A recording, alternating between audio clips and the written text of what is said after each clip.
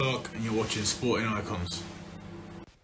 Undefeated Croatian heavyweight, somewhat of a prospect in many ways in the professional game, Filip Hrgovic. Well, he's co-promoted by Matchroom and, of course, Team Sauerland.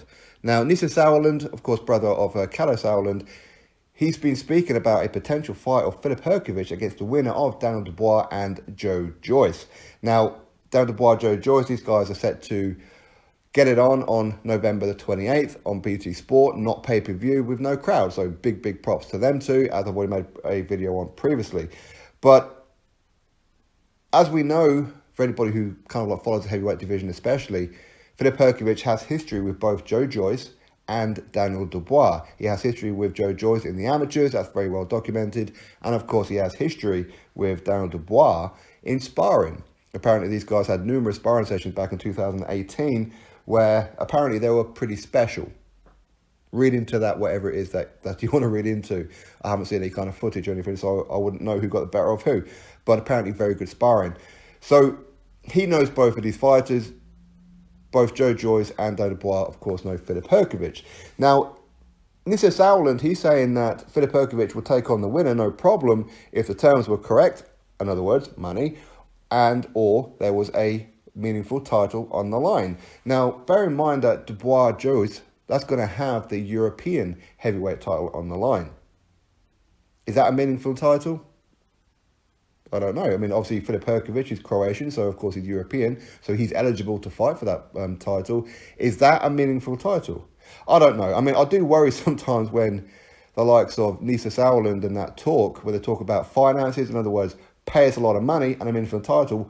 What kind of meaningful title are you talking about? Are you talking about world title? Are you talking about a final eliminator, an interim world title? What is it that you're talking about? It's very sketchy, and it's a way of maybe saying, yeah, we want the fight, but these terms have to be correct, and if they're not met, then we're not going to have the fight. We're not ducking, but really you are. I think there are certain roadblocks. But either way, if the European heavyweight title is meaningful enough, then why not? The finances will be fine. I'm sure Eddie Hearn was quite happy to stump up some money to put on that kind of fight. But would Frank Warren want to take for example, if Daniel Dubois was to defeat Joe Joyce, would he be willing to put Daniel Dubois in with Filip Hrgovic?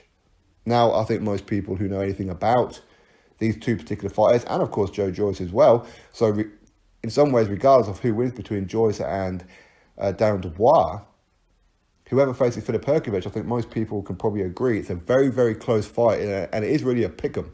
It really is. For me, it's like a 50-50 fight almost, but you couldn't go too much further than a 60-40 either side. You really couldn't. And I think Frank Warren will see that one. And Filip Hrgovic doesn't bring too much in the way of financial reward. Of course, he brings some financial reward because a lot of people would be very interested in it, but only really the hardcore base. The casual audience, which generates the most amount of money, would they really be interested in this fight?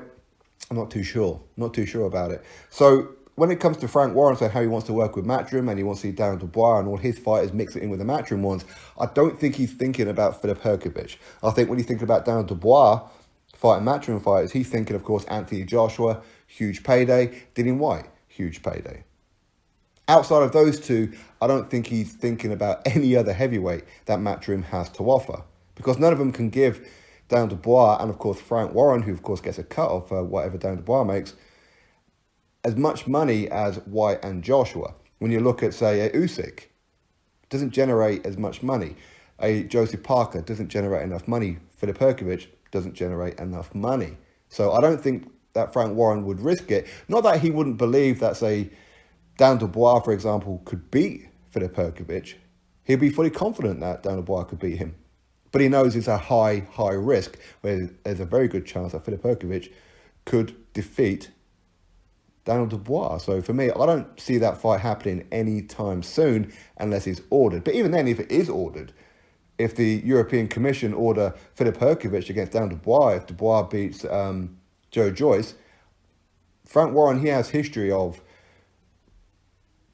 not allowing certain bodies, should we say, like the British Box Board of Control or the European Commission, whatever it may be, to not dictate to him who his fighters fight and who don't fight. If he really wants to fight, then he'll agree to it. If he doesn't, then, of course, he will talked to his fighter about vacating the belt. So I'm not too sure we're going to see this fight anytime soon, to be brutally honest with you, unless Filip Hrgovic, Daniel Dubois can be moved into a position where they have to fight each other for the mandatory position, for the right to go on to fight for a world title. Then maybe we might just see the fight, but I think that's pretty much the terms that's going to have to happen. But Nisa Sauerland, he's saying that Filip Hrgovic's career and his very short career, as in the next year or so, his plans are not necessarily down to Dubois, Joe Joyce. They have much bigger plans. What those bigger plans are, I don't know, considering that he's meant to take on Rydell Booker next in November. That's a terrible fight. It's a terrible fight. But listen, I think Filip Hrgovic, he's been a great sparring partner for many, many fighters, including Dan Dubois, of course, which is very well documented. But of course, with Deontay Wilder, he gave Wilder all that work. He was the one who cut open the eye of David Haye when David Haye was meant to take on Tyson Fury, which forced David Haye to pull out of that fight. And of course, he's been in there with the Klitschko's. He's been in there. I mean, the list goes on. And of course, we're talking about Filip Hrgovic of like 18 years old up to this point now. So he's a very, very capable, dangerous opponent. But of course, time will tell how far he will go. But of course, Sauerland, Matchroom, Croatia believe that he could be the real deal. But maybe we're going to see a Alan Babic take on Filip Hrgovic, maybe before a Daniel Dubois. Anyway, that's my thoughts on it all. You drop me yours, click a thumbs up, subscribe. Catch you all in the next video.